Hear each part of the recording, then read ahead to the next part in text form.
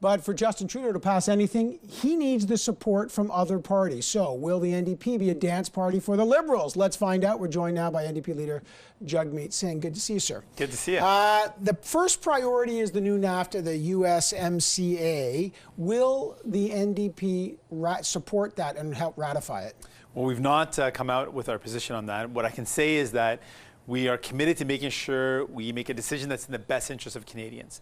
And we heard before from the Liberal government, from the Prime Minister, that the NAFTA was the best deal ever. And we said, well, wait a second. We think there's some problems with it. Let's try to improve it. So what and we were told that there was problems. Right. So and then what happened is they luckily waited and then saw that the Democrats actually made it better. So we were told that it was the best deal possible, and it turns out it wasn't. So now we're not going to trust that it's the best deal as it is. We want to make sure we consult as widely as possible. We'll have a discussion with our caucus retreat happening tomorrow. We'll have a discussion about it, and then we'll make sure there's an open debate about it. What are the sort of red flags for you right now? Well, our concerns were around enforceability. There were some changes made to that. There's a new mechanism in place that allows for specific factories to be targeted, but we're still concerned about the enforceability, so we want to make sure we take a look at that.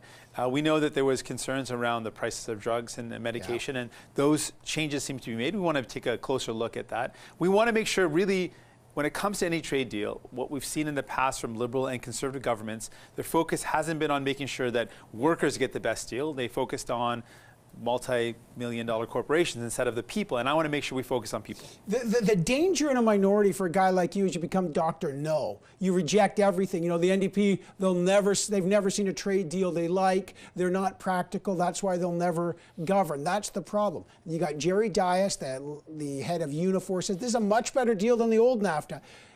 Are you concerned there could be a cost to holding this whole deal up? And Mexico's ratified, the United States, and oh my God, the NDP's held it up in Canada. Well, really, it's the Liberal government's responsibility to work for a good deal. And what we saw in the past was they didn't do that. They said it was the best deal ever, and it turned out it wasn't. And Democrats actually improved it. I want to make sure we're not just accepting at face value when the Prime Minister says it's the best deal ever. We want to make sure we do our due diligence. And really, our goal is to make sure there's a decision that's made that's in the best interest of working people. But you're prepared to say no. If you have to, you'd say no. We're keeping an open mind, and we haven't ruled out anything, but we want to make sure that the decision that's taken is one that's going to help out Canadian workers. He wants to do gun control legislation. He said, I want to ban assault rifles. No definition of what that is. He wants to make some provisions on ammunition.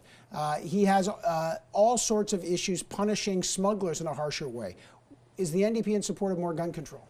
Well, we know that there needs to be some changes to the way things are happening. We've seen some serious violence and gun violence in cities. We know that the solution is more complex than one solution. It's going to take many steps, and we've talked about getting at the root cause of violence. One of the tools that's been requested by municipalities is that they've asked for the power to be able to ban handguns in their municipalities if they choose to do so. They got that from the Liberals. I think that was the right thing to do. That's something that I called for a while, and I said that that's an important step. When it comes to assault-style weapons, that's something also I think that we need to have do you have a definition of what an assault rifle is? Well, we know that there's certain type of rifles, like the assault weapons that we've seen that have been used in things like the Polytechnique massacre. That those type of weapons aren't things that are needed, and they shouldn't be accessible. They shouldn't be as accessible. And we've heard from many people around the country that have called for stricter controls on those type of weapons. That's one example, and there's other weapons as well that would fit within that definition of a weapon that's being used, solely for the purpose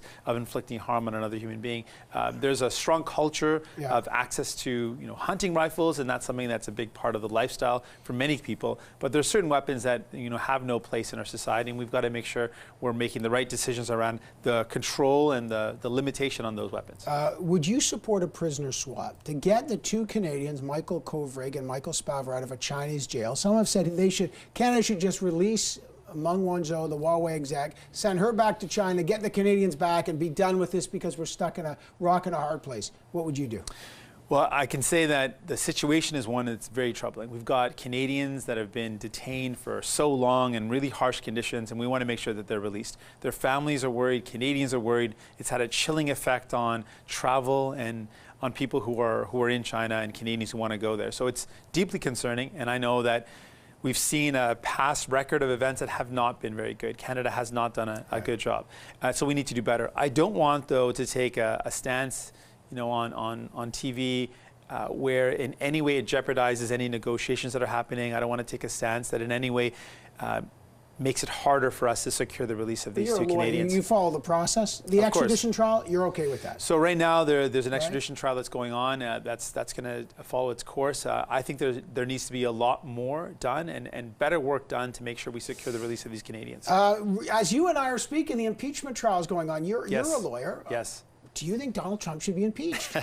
Well, I think this is a decision that's going to be made by Americans. It's now at the Senate stage. The Democrats at the Congress stage, in the Congress stage, have made that decision. Yeah. I think that what I can say for certain is that Mr. Trump has made some horrible decisions. He's been involved with some serious violations of just human decency with the treatment of refugees and asylum seekers, stripping children from the arms of their parents, putting kids in cages, horrible treatment of people. You don't sound like you'd feel bad if he went. I think that I can openly denounce the horrible decisions he's made, the escalation of violence and tension that has resulted because of his actions and decisions. So I think there's a lot to condemn Mr. Trump. The decision finally about impeachment will rest in the hands of Americans. As you talked about in the campaign. Okay, I got to leave it there. We'll be watching Monday. You're back in the House, and we'll see how this minority government works. Thank you, sir. Appreciate it. Thank you.